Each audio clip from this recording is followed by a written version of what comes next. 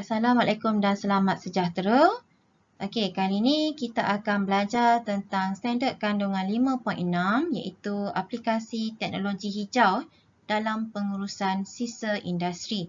Okey, iaitu ini adalah subtopik terakhir untuk bab 5, kimia konsumer dan industri, iaitu bab terakhir dalam kimia tingkatan 5. Untuk standard pembelajaran pada hari ini, diharapkan murid dapat yang pertama, menerangkan dengan contoh teknologi hijau. Yang kedua, menguraikan aplikasi teknologi hijau dalam sektor pengurusan sisa dan air sisa industri. Dan yang ketiga, mewajarkan aplikasi teknologi hijau dalam kehidupan. Jadi kita akan tengok setiap satu standard pembelajaran pada hari ini. Okay, untuk yang pertama sekali pelajar, mari kita lihat apa itu maksud teknologi hijau. Cikgu rasa pelajar pernah dengar perkataan ini. Teknologi hijau melibatkan alam sekitar, melibatkan pemeliharaan alam sekitar. Hijau. Jadi teknologi hijau ni apa? Itu adalah teknologi atau aplikasi yang dibangunkan untuk mengurangkan impak. Impak ni kesan lah, mengurangkan kesan aktiviti manusia terhadap alam sekitar. Jadi itu adalah salah satu teknologi yang kita bangunkan nak kurangkan kesan pencemaran contohnya, kesan ataupun pembangunan terhadap alam sekitar. Jadi kenapa teknologi hijau ni kita boleh gunakan dalam pengurusan sisa dan air sisa? Ada tujuan lah kenapa kita gunakan teknologi hijau. Jadi yang pertama, untuk memastikan pengurusan sisa, sisa ni maksudnya buangan lah, yang lebih cekap dan pengurangan pembebasan gas rumah hijau. Kita tahu bahawa gas rumah hijau ni boleh menjejaskan bumi, contohnya menyebabkan penipisan lapisan ozon.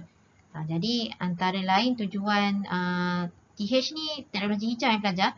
TH adalah teknologi hijau, tapi jangan pula pelajar tulis ringkasan TH di sini cikgu hanya ringkaskan sahaja, tapi term dia adalah teknologi hijau.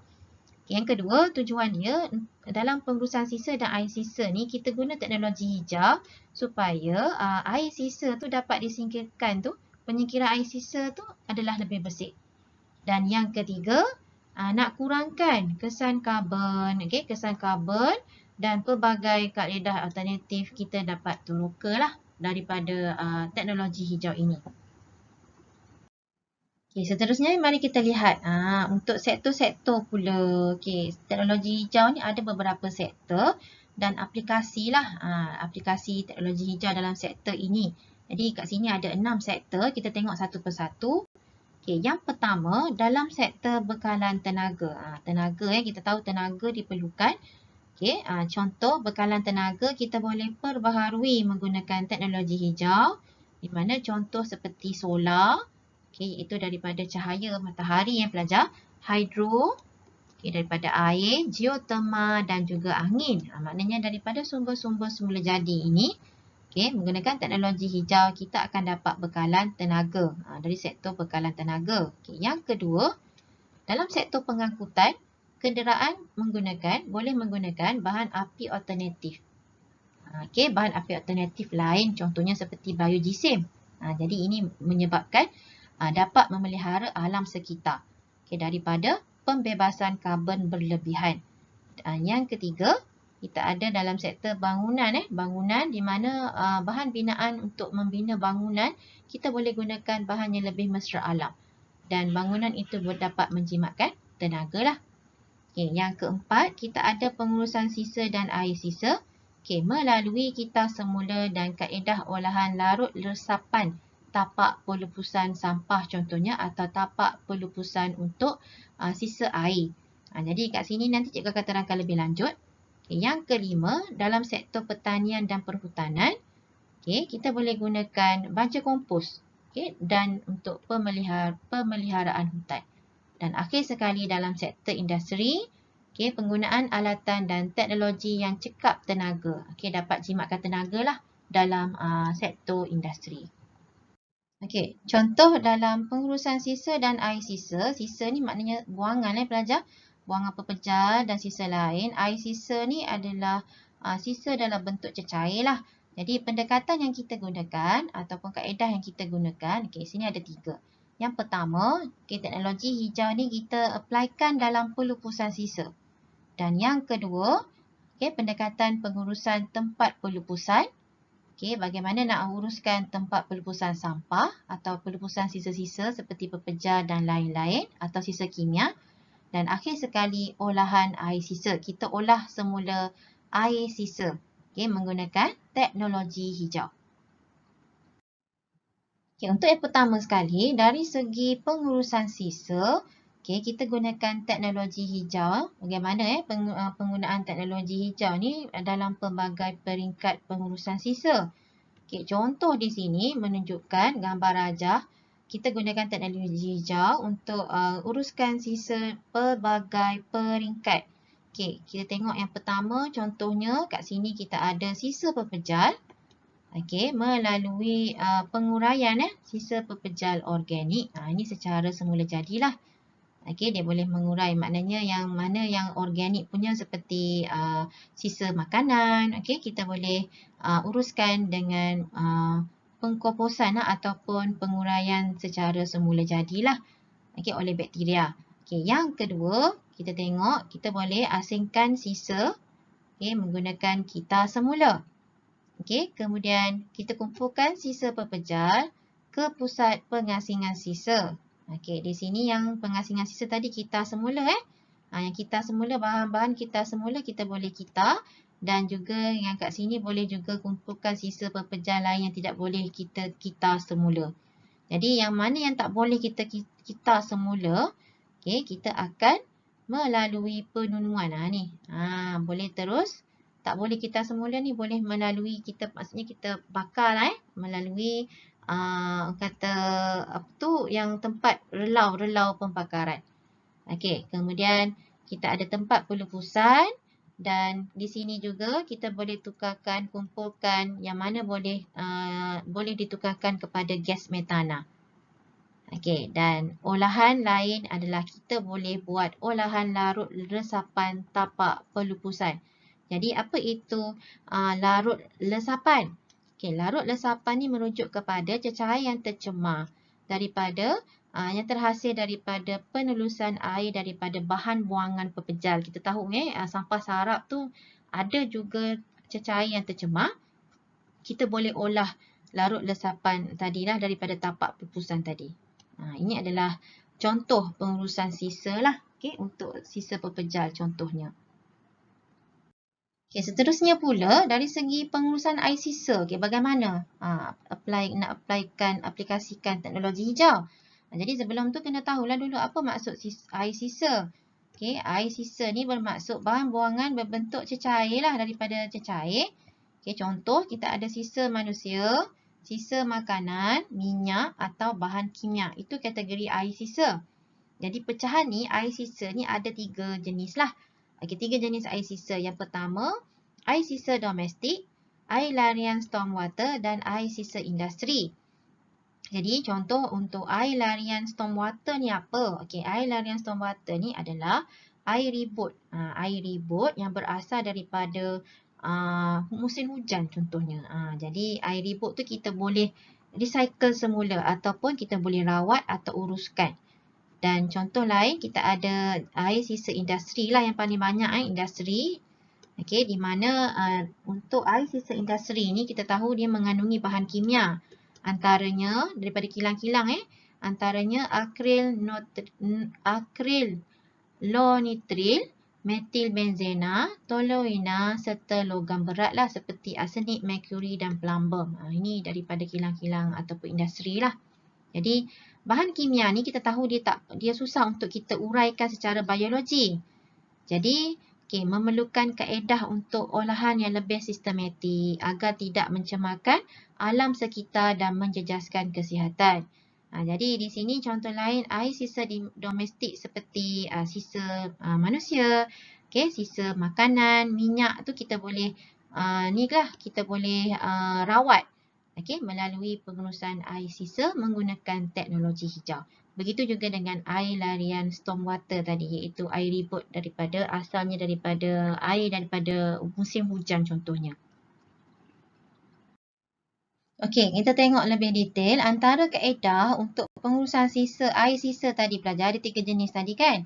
Okey, cikgu tengok balik yang olahan larut resapan tapak pelupusan tu, kita boleh gunakan prinsip elektrolisis. Elektrolisis ingat lagi tak? Kita dah belajar sebelum ni.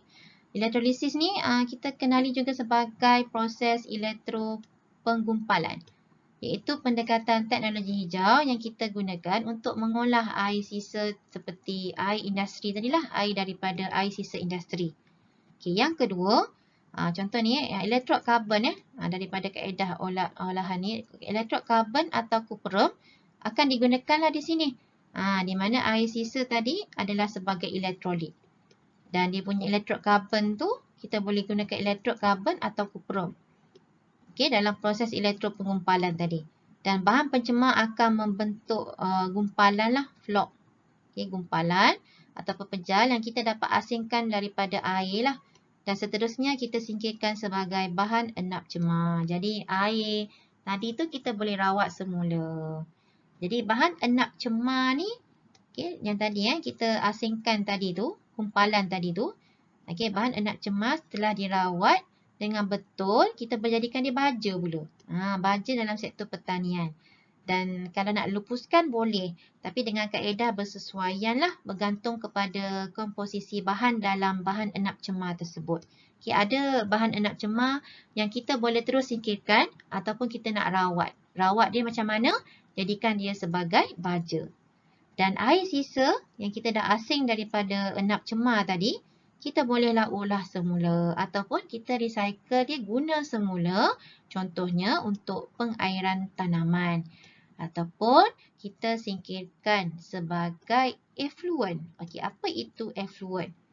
Okey, effluent ni bahan buangan dalam bentuk cecair.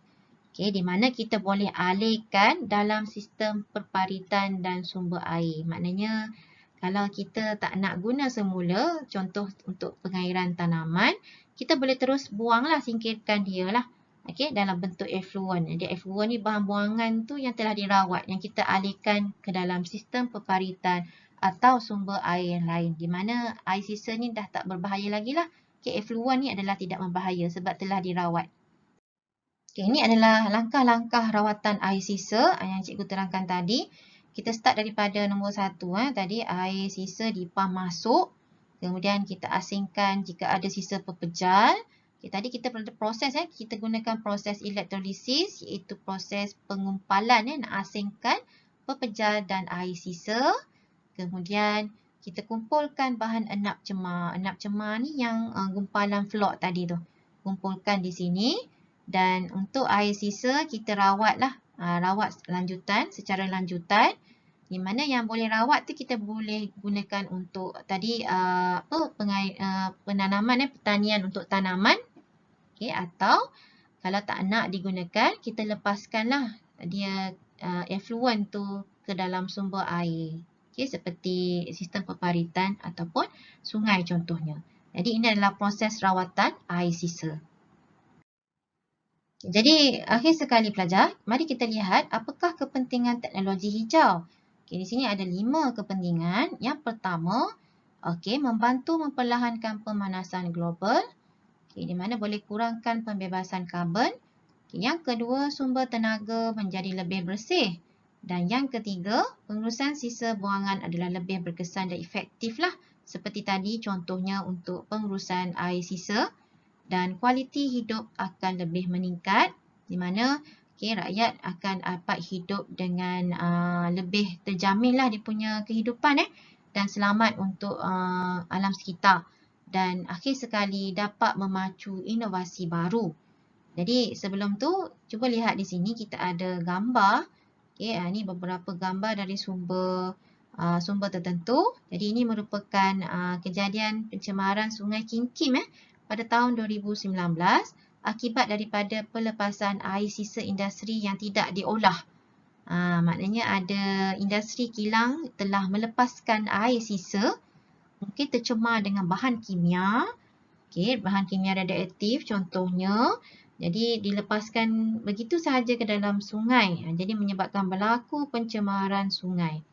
Di sini nampak ada proses untuk bersihkan lah sebab melibatkan bahan kimia radioaktif. Ada contoh lah. Jadi untuk mengelakkan kejadian ini berlaku, pentingnya ada teknologi hijau tadi seperti pengurusan air sisa. Jadi pelajar, untuk hari ini kita dah tamat pembelajaran untuk 5.6.